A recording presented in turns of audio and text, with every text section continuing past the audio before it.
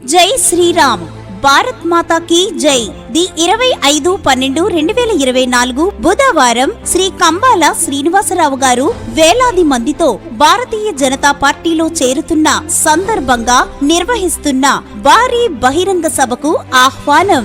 CMD group of companies Shri Kambala Srinivasarao గారి layout ప్రాంగణం, Tantikonda road, Gokavaram, తూర్పు గోదావరి జిల్లా, ఆంధ్రప్రదేశ్. కావున కుల మతాలకు అతీతంగా ప్రజలు, కంబాల శ్రీనివాసరావు గారి అభిమానులు, రామసేన సభ్యులు అందరూ విచ్చేసి ఈ సభను జయప్రదం చేస్తారని కోరుచున్నాము. ఇట్లు విశ్వ హిందూ ధర్మ పరిరక్షణ రామసేన సభ్యులు.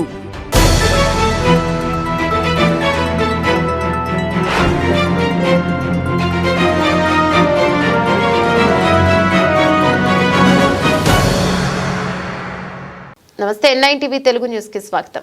ప్రత్యామ్నాయ రాజకీయ నిర్మాణంతోనే ప్రజాస్వామ్యానికి భద్రతని రాష్ట్రీయ ప్రజా కాంగ్రెస్ ఆర్పీసీ ప్రధాన కార్యాలయంలో జరిగిన పార్టీ వారాంతపు సమావేశంలో ఆర్పీసీ వ్యవస్థాపక అధ్యక్షులు మేడా శ్రీనివాస్ భరోసానిచ్చారు. సందర్భంగా మేడా మాట్లాడుతూ ఆంధ్రప్రదేశ్ నుండి అసమర్థులను దుమ్మున్నోలని పార్లమెంటు పంపిస్తేనే ఆంధ్ర రాష్ట్రానికి ఉజ్వల భవిష్యత్తు ఉంటుందని, ప్రస్తుతం మోడీకి బాంచనంటున్న వారే ఉండడం ఆంధ్రుల దృష్టం అన్నట్టుగా ఉందని, ప్రస్తుత పాలకులు అవినీతి అక్రమాల్లో కూరుకుపోయి మోడీ సర్కార్ను ప్రశ్నించలేకపోతున్నారని, నేడు ఆంధ్ర రాష్ట్రం నుండి పార్లమెంటు రాజ్యసభ ఎన్నికకు వారైన వారికన్నా ట్రాఫిక్ సిగ్నల్స్ వద్ద యాచకులు, నతనశాలలు చాలా బెటర్ అనే వాదనలు బలంగా ప్రజల్లో వినిపిస్తున్నాయని, ఎన్నడైనా సొంత నియోజకవర్గాల సమస్యల కోసం గానీ, అభివృద్ధి కోసం గానీ చట్టసభల్లో వాని వినిపించిన దాఖలాలున్నాయని, ట్రాఫిక్ సిగ్నల్స్ వద్ద యాచకులు ఇచ్చే భిక్షం అయితే ప్రజాప్రతినిధులు ప్రతి నెల తీసుకునేది అధికారిక దోపిడీ కాదా? ఈ రెండింటికి పెద్ద తేడా ఏం లేదని, ఆంధ్రప్రదేశ్ యుద్ధ ప్రాతిపదికన అభివృద్ధి చెందాలన్నా, కోల్పోయిన నష్టాన్ని తిరిగి పొందాలన్నా నేటి పాలకులకు ప్రజలు రాజకీయంగా గోరి కట్టాలని, నూతన ప్రత్యామ్నాయ రాజకీయ నిర్మాణాన్ని ప్రతి ఆంధ్రుడు రాజకీయాలకు అతీతంగా వెన్ను తట్టి ప్రోత్సహించాలని ఆర్పీసీ అధ్యక్షులు మేడా శ్రీనివాస్ ఆంధ్రులను కోరారు. పరోక్షంగా మన పార్టీకి సహకరిస్తున్నటువంటి అందరికీ కూడా రేపు రాబోయేటువంటి పండుగ క్రిస్మస్ శుభాకాంక్షలు తెలియజేస్తున్నాం. తర్వాత ముఖ్యంగా ఇవాళ ఎజెండాలో పొందుపరిచిన విషయం ఏంటంటే, పార్లమెంట్లో జమిలీ ఎన్నికల గురించి ప్రస్తావన తీసుకొచ్చారు మన అధ్యక్షుడు గారు. అంటే 1 నేషన్ 1 ఎలక్షన్ ఏ రకంగా ఉందంటే, గ్రామ పంచాయతీ, పంచాయతీ రాజ్, జిల్లా ప్రజా పరిషత్తు, మండల ప్రజా పరిషత్తు, మున్సిపాలిటీస్, మున్సిపల్ కార్పొరేషన్, అదేవిధంగా రాష్ట్ర స్థాయి ఎన్నికలు ఆధారపడి ఉంది దేశం. ఎందుకు ఇలా ఉంది మనకంటే, చాలా అధిక జనాభా, చైనా తర్వాత అత్యధిక జనాభా కలిగినటువంటి దేశం, రెండో దేశం ఏంటంటే భారతదేశం. వ్యవసాయం మీద ఆధారపడ్డ దేశం. రైతు సంక్షేమమే భారతదేశం యొక్క ముఖ్య లక్ష్యం. ఇటువంటి ఒకేసారి ఎలక్షన్, ఒక నేషన్కి ఒకే ఎలక్షన్ పెడతామా అనేటువంటి ప్రతిపాదన వచ్చారంటే అది ఎంత కష్టమో, చాలా కష్టం. అపోజిషన్ వాళ్ళు కూడా ఇవాళ రాహుల్ గాంధీ కాదు, మిగిలిన వాళ్ళు అందరూ కూడా విముఖత తెలియపరచట్లేదు, వ్యక్తం చేయట్లేదు వాళ్ళు. ఇది మన దేశం లాంటి దేశాలకి చాలా కష్టం అండి ఈ టైప్ ఎలక్షన్ తీసుకురావడం. దీని గురించి వెరీ ఇంపార్టెంట్, ముఖ్యమైనటువంటి అంశాన్ని ఇవాళ మన అధ్యక్షుడు గారు ఇవాళ వారాంతర సమావేశంలో తీసుకొచ్చారంటే చాలా చర్చనీయాంశం. పార్టీ సెక్యులర్స్ అందరికీ నా ప్రత్యేక ధన్యవాదాలు. ఈరోజు భారతదేశంలో ఒక వినూతనమైనటువంటి కార్యక్రమానికి మోడీ సర్కార్ శ్రీకారం చుట్టింది. ఈ భారతదేశంలో ప్రతి రాష్ట్రంలోని కూడా పేదరికం పెరిగిపోవడానికి ఈరోజు మోడీ కార్పొరేట్ పాలనే ప్రధాన కారణం. అలాగే ఎన్నికల సంఘాన్ని పూర్తిగా కలుషితం చేసినటువంటి ఘనత కూడా మోడీ సర్కార్దే. ఎందుకంటే ఈరోజు 1 నేషన్ 1 ఎలక్షన్ అని చెప్తున్నారు.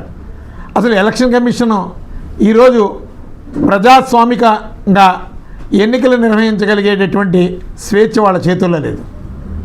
1 నేషన్ 1 ఎలక్షన్ చెప్తున్నప్పుడు మీరు బ్యాలెట్తో ఎందుకు చేయరు? బ్యాలెట్తో 1 నేషన్ 1 ఎలక్షన్కి రమ్మనండి దమ్ముంటే. ఆ విషయంలో చిత్తశుద్ధి లేదు. అదేవిధంగా ఎన్నికల సంఘం కూడా కేంద్ర ప్రభుత్వంతో లాలుజీబడి వాళ్ళ బలహీనతలను చాటుకుంటూ ఎన్నికల సంఘం మోడీ సర్కారు ఏమంటే అది మా తల ఊపుతూ ఈ ప్రజాస్వామ్యాన్ని కూనీ చేస్తున్నారు. 1961 రూల్ రూల్ 92 సబ్సెక్షన్ 6 సబ్సెక్షన్ 3 ప్రకారం ఎన్నికల సంఘం పోటీ చేసినటువంటి అభ్యర్థి వివరాలని ఎవరడిగినా ఇవ్వాల్సినటువంటి బాధ్యత ఉంది. అదేవిధంగా ఎలక్ట్రానిక్ పరికరాలని అడిగితే ఇవ్వాలి, అదే సీసీ ఫుటేజీలు ఇవ్వాలి. ఈరోజు కొత్తగా ఒక రూలు పాస్ చేశారు. ఇవేమీ కూడా సీసీ ఫుటేజీలు కొని ఏమీ ఎవరికి ఇవ్వాల్సినటువంటి అవసరం లేదట. అంటే మీరు తప్పు చేస్తున్నారని మీరు అంగీకరించారు. ఈవీఎంలలో జరుగుతున్నటువంటి అక్రమాలని మీరు పరోక్షంగా కప్పిపుచ్చుకుంటున్నారు. ఈ భారతదేశంలో దురదృష్టం పార్లమెంట్ సభ్యులు ఎవరు కూడా సమర్థులు లేరు. మరి ముఖ్యంగా ఆంధ్రప్రదేశ్ నుంచి సమర్థుడు లేడు, దమ్మున్నటువంటి పార్లమెంటేరియన్ లేడు. ఇది ఆంధ్రుల దురదృష్టం. ఈ ఆంధ్రప్రదేశ్ నుంచి అపారమైనటువంటి ఖనిజ సంపదల్ని, అలాగే వెలకట్టలేనటువంటి సంపదని మోడీ సర్కార్ రాజకీయ అవసరాలకి దోచుకుపోతున్నారు. కానీ ఆంధ్రప్రదేశ్కి కావలసినటువంటి ఆర్థిక వాటాల కోసం కానీ, అభివృద్ధి కోసం కానీ, అలాగే చట్టబద్ధంగా రావాల్సినటువంటి వాటి కోసం కానీ అడిగినటువంటి పార్లమెంటేరియన్ ఆంధ్రప్రదేశ్ నుంచి ఏ ఒక్కడు లేడు. ఇక్కడికి వచ్చి తొడలు కొడతారు. ఢిల్లీలోకి వెళ్ళి మోడీ దగ్గర బాంచన్ అంటి మోకాళ్ళు మొక్కుతారు.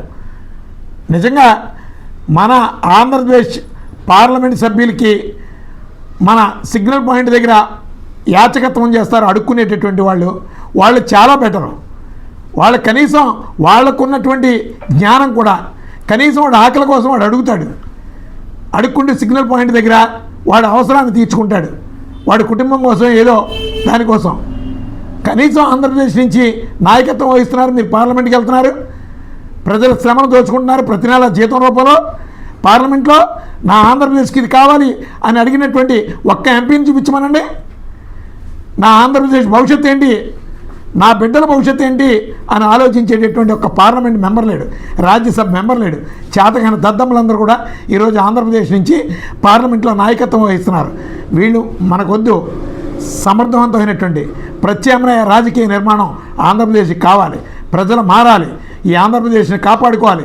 ఎంతో గొప్ప సంపద కలిగినటువంటి ఈ రాష్ట్రాన్ని సంపన్న రాష్ట్రంగా సాధించుకోవాల్సినటువంటి గురుతర బాధ్యత ప్రతి ఆంధ్రుడి మీద ఉందని ఈ సందర్భంగా ఆంధ్రప్రదేశ్ ప్రజానీకం తరపున రాష్ట్రీయ ప్రజా కాంగ్రెస్ పార్టీ నుంచి ఆంధ్రుల్ని విజ్ఞప్తి చేస్తున్నాం, కోరుతాం.